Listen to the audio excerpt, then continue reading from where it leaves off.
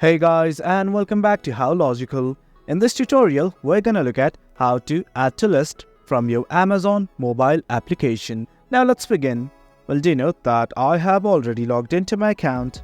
In case you have not, do log in.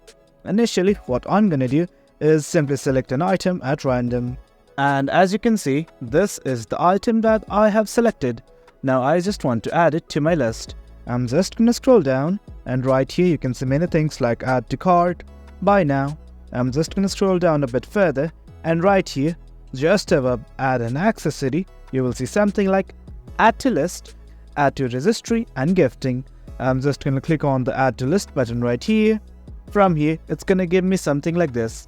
You can directly add to your list from right here, or you can simply create a list and add to it. Right now, I'm just gonna add it to my shopping list. I'm gonna click on it right now.